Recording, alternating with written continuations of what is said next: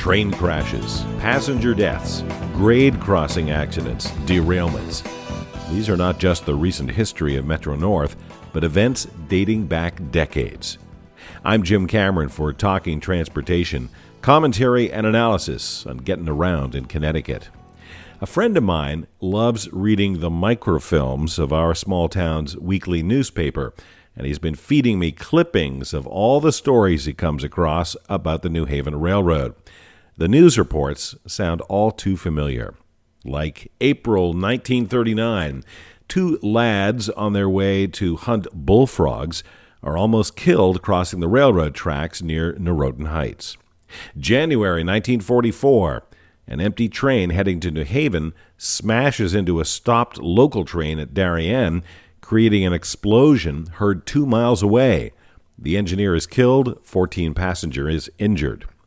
February 1944, and many subsequent dates thereafter, a delivery truck runs off the road at the Hoyt Street Railroad crossing on the New Canaan branch, gets caught on the tracks, and drives into an oncoming train.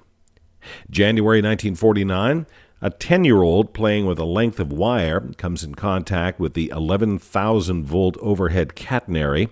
The resulting flash frightens but does not harm the boy.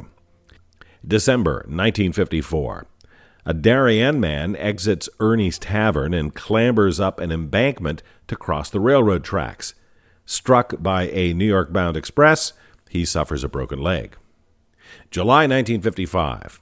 Service has become so bad on the New Haven Railroad that Norman Cousins, then editor of the Saturday Review, petitions the Interstate Commerce Commission to fine the railroad as a, quote, hazard to public safety. Cousins complains the trains are so crowded that a dozen passengers must ride standing in the vestibule while others ride in the bathrooms. July 1955.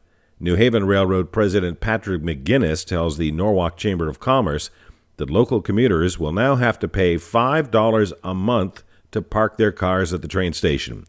I'm a businessman, he tells them. I'm not the Ford Foundation. October 1955.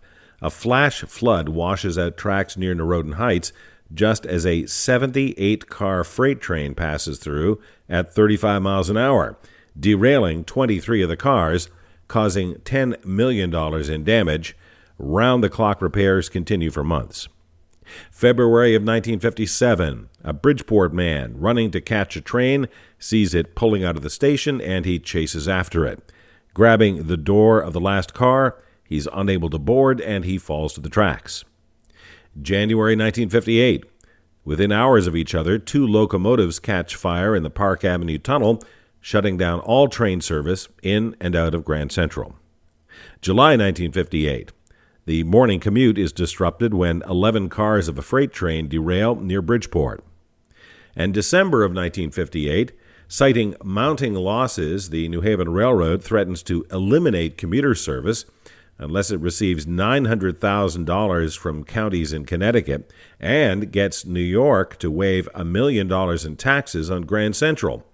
Railroad President George Alpert warns, I do not propose longer to peril the New Haven Railroad by subsidizing New York City, Westchester, and Connecticut riders. P.S. The New Haven Railroad goes into bankruptcy for the second time in 1961. This is Jim Cameron for Talking Transportation.